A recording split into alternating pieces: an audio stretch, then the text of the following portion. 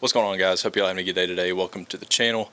Today we're going to be taking a look at kind of just the overview of my solar / battery setup. This isn't for home backup power. I'm not connected to the grid. This isn't an off-grid system either, but just want to take y'all through what I have going on. I have 3 Rengy 100 watt solar panels. I have the solar panels wired in series. So we're going to take a look at what they look at up top, and I'll get the camera up there for y'all to see what they look like. So looking at the solar panels here, we have 3 Rengy panels. The one on the far right we have connected as the negative, and then positive negative connection here, positive negative connection up here, and then we have our positive connection coming right there. So that all runs into the MPP charge controller in the storage closet here, which we'll take a look at in a second. But again, taking a look at these solar panels right now, we have 3, and then I'll show you what it looks like from the view from above. So we'll come out here. Those are the solar panels right there. So we have 3 that are on top of this pergola area. I'm using Hinges as kind of the hardware, as you can see right there. Hopefully this is focusing for y'all. 2 hinges per panel, and then we have them sitting on treated 2x4s right there.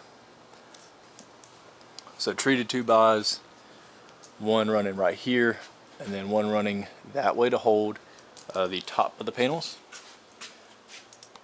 That was really difficult to hold with the tripod. That's about 10 feet up, so I have my tripod fully extended trying to reach up there. But yeah, those are the panels. This is not a treated 2x.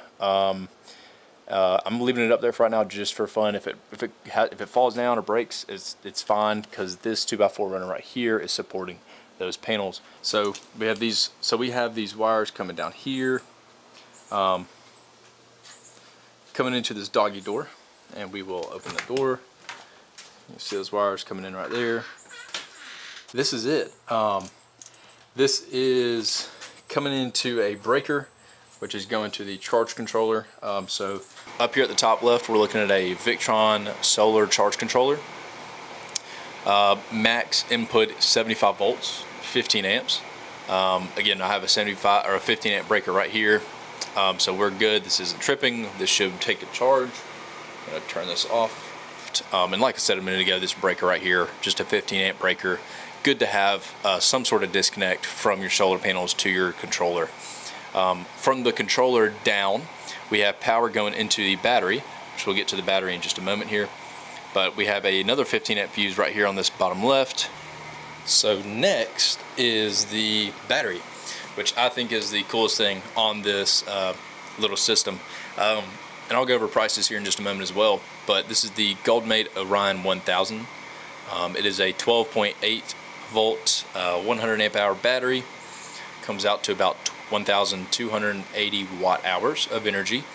This is IP67 water resistant, so really nice. It can be submerged in water. Actually, there's been some tests on YouTube.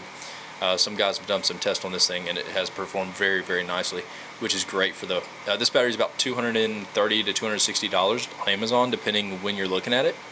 But at my time of purchase, it was about 230 bucks. Very nice little battery. These you can, I believe, wire up 4 either in parallel or series. You have the positive terminal on the left, negative on the right. So I have the solar charge controller coming in positive on the left to this lug here, and then I have on the right and to this negative. And I just put those little covers on just so nothing can short those out. But yeah, that's it on the battery. I have 2 gauge wire coming up to the inverter, which is what we'll talk about next. Now the inverter, which is that right here, which is this right here. So the inverter is actually from Harbor Freight. A nice little inverter, by all means. 1,000 watt inverter for 120, 130 bucks. Great price point for what you get.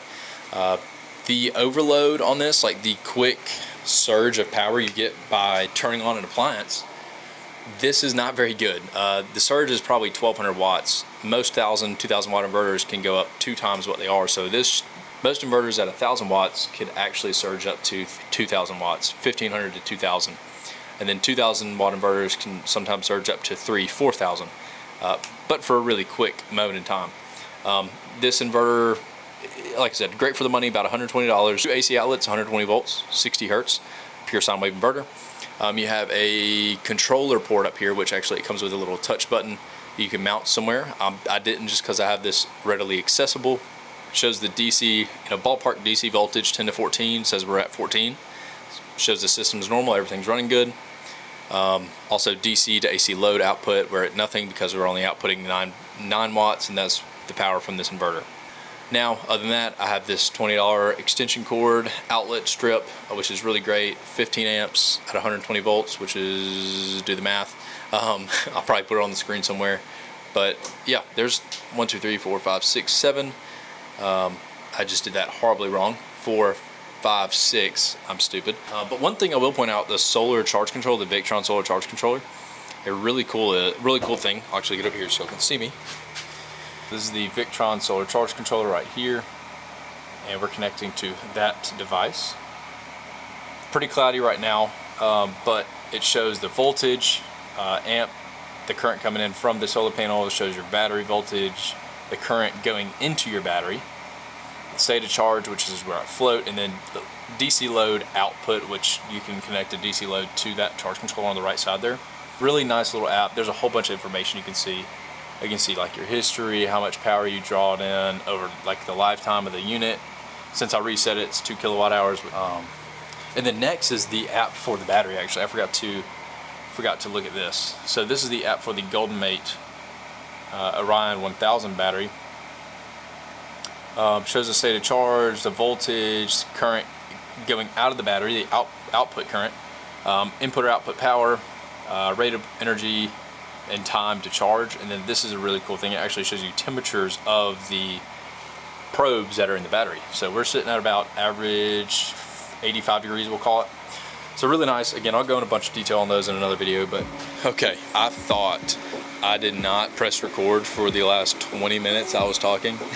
But that's it, guys.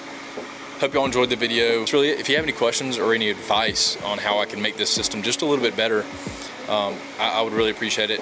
But if you like the video, drop a like, drop a comment if you have any questions or comments, and I'll be happy to reply to as many as I can.